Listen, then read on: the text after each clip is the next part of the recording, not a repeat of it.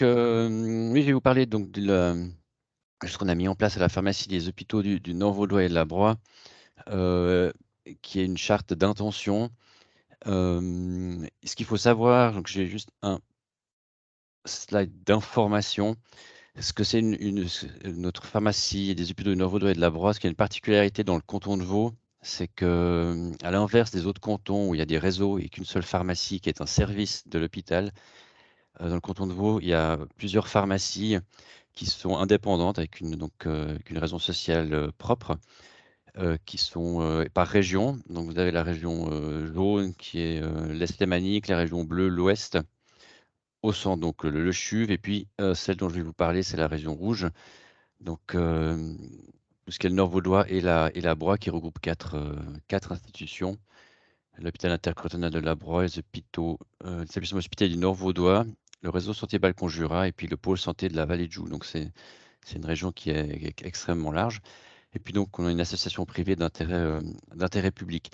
Ce qui est aussi important à savoir par rapport à cette, institution, elle a été créée en 2001 et puis, donc moi j'y suis arrivé en 2001, donc ça fait 21 ans que j'y suis.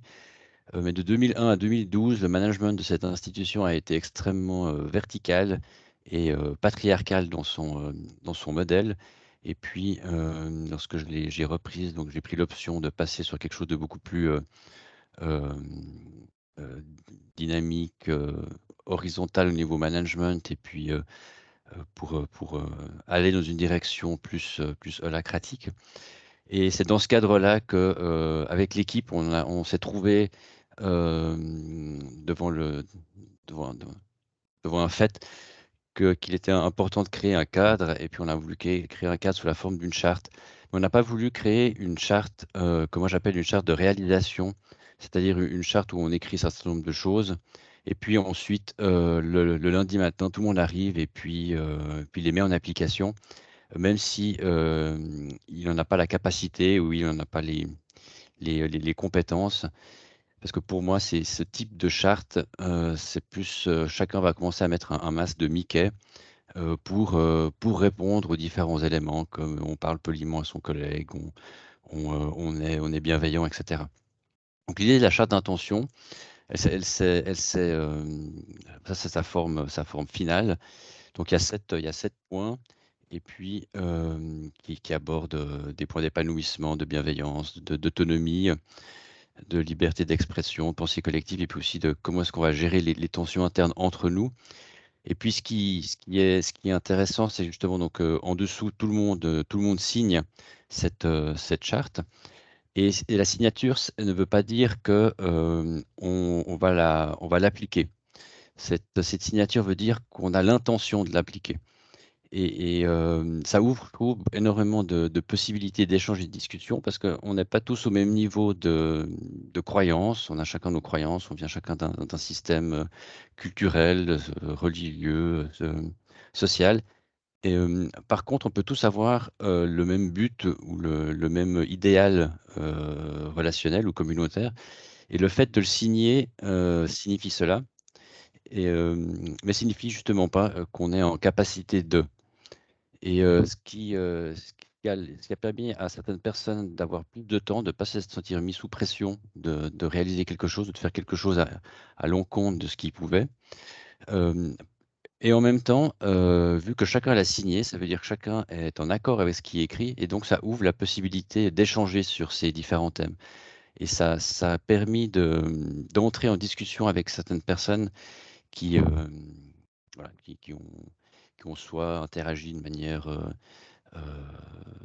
non respectueuse de la charte ou qui n'ont pas agi alors qu'ils se trouvaient dans une situation dans laquelle qu'ils trouvaient déplaisante dans l'entreprise et on a pu entrer en discussion avec eux et on voit maintenant donc ça a été fait en entre 2018-2019 et puis on voit maintenant en 2022, des personnes qui ont vraiment, bougé, mais ces quelques derniers mois et ils ont eu besoin justement de ces quelques années pour certains, pour se sentir en confiance ou aborder ces points et en n'étant pas sous pression et bien ils ont fait leur chemin à leur vitesse et ils ont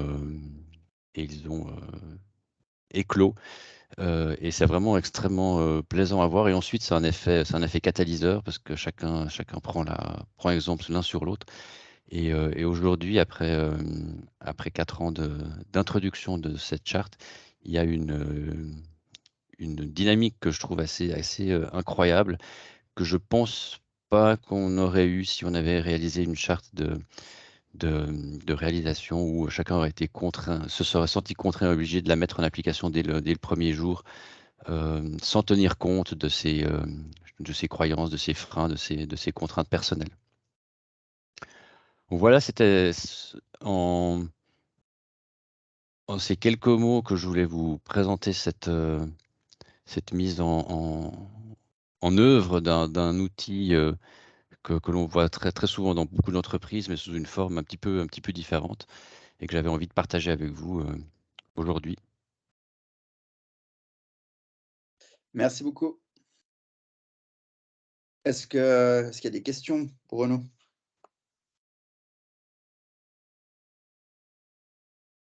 Oui, Vincent? Oui, merci, Bruno pour la présentation, c'était, très intéressant. Non, pardon, c'était pas Bruno, c'était Renaud. Pardon, excusez-moi. Merci Renaud. Moi, j'avais une question sur la charte. Du coup, quand vous engagez un nouveau collaborateur maintenant, comment ça se passe? À l'entretien, on lui présente la charte, puis on lui dit: «Bah, voilà, tu dois signer la charte pour pouvoir, nous rejoindre». Ou est-ce que, c'est quelque chose qui se fait après coup dans le processus, d'accueil? Comment ça se passe? Je suis intéressé parce que j'aimerais bien mettre, ce genre de pratique en place aussi chez nous. Alors on en parle pendant l'entretien, comme quoi on fonctionne selon un certain modèle, et ensuite la signature se fait après, actuellement elle se fait après l'engagement. Mais on se questionne parce qu'en fait on se dit: «Bah, la personne elle est engagée», puis ensuite, voilà, ça peut créer un certain nombre de donc on pardon. On se questionne à la transmettre lors de l'entretien parce qu'on a un système de recrutement, on a un premier entretien, puis ensuite on a une demi-journée d'immersion où la personne vient passer une journée dans l'entreprise pour que l'équipe ensuite puisse, la rencontrer, parce qu'en fin de compte, c'est pas moi qui les engage, c'est l'équipe qui les engage. Donc on est en train de réfléchir à comment intégrer ça pendant le recrutement.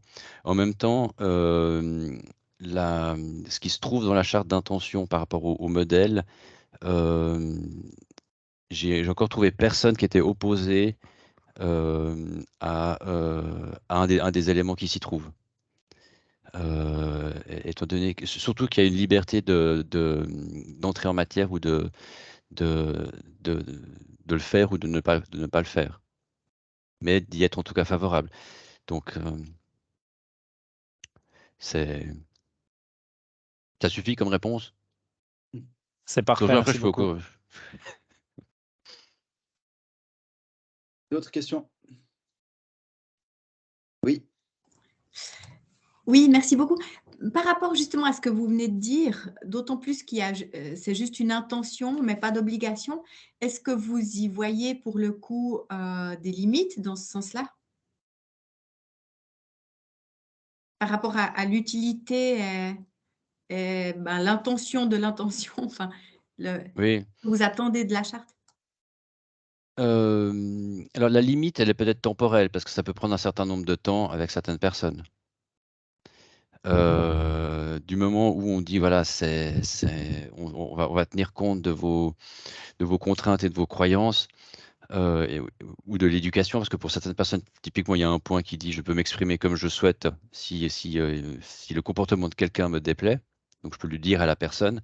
Dans notre culture, c'est extrêmement compliqué d'aller dire à quelqu'un qu'on trouve qu'il arrive en retard toujours ou qu'il trouve qu'il par contre, donc là, au niveau temporalité, puis que les gens bougent, ça peut être une limite. Par contre, comme ils l'ont signé, on peut entrer en discussion avec. Donc ça permet d'ouvrir en fait au niveau émotionnel et puis, voire même parfois spirituel, parce qu'on peut dire: «Mais alors qu'est-ce qui fait que tu n'arrives pas à en discuter avec la personne?» Donc c'est une question de croyance, d'éducation, et puis on peut aborder ces différents sujets. Donc ça permet d'entrer en une relation plus intime avec les personnes, et puis ça ouvre parfois justement à des discussions, soit en tête-à-tête, soit en groupe, parce qu'on peut aussi en discuter pendant des pauses, repas et cetera, qui sont extrêmement intéressantes parce que ça déclenche pas mal de choses. Et après on peut ouvrir soit des ateliers, soit d'autres séances pour poursuivre avec la personne.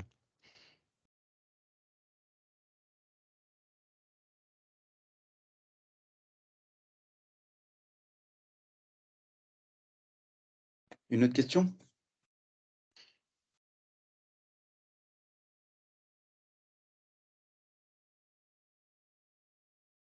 Il y a Vincent, je crois qu'il y a une Ouais, question. Vincent. Ouais, je ne veux pas monopoliser les questions, mais j'ai encore éventuellement une question. C'est aujourd'hui, est-ce qu'il y a déjà eu un cas de figure ou est-ce que vous avez un processus défini si vous voulez faire évoluer cette charte? Non. Ok. On n'a pas de processus. Par contre, avant la charte, on avait posé justement des valeurs d'entreprise. Et là, j'ai très envie de l'année prochaine de travailler, parce que je trouve qu'il y a un doublon. On commence à se perdre dans les valeurs, la charte, etc. De mettre ça ensemble et puis d'aller de l'avant sur cette démarche. Actuellement, on est encore certifié ISO, donc on a aussi une politique qualité. Donc on a commencé à avoir beaucoup de documents qui parlent un petit peu de la même chose. Et on risque de perdre une certaine force de messages et de contenu. Donc ça, c'est un travail que j'aimerais bien mettre en place l'année prochaine. Ouais.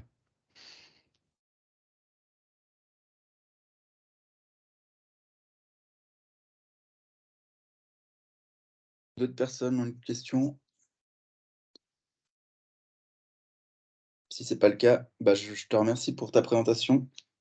Je Merci. remercie aussi Gladys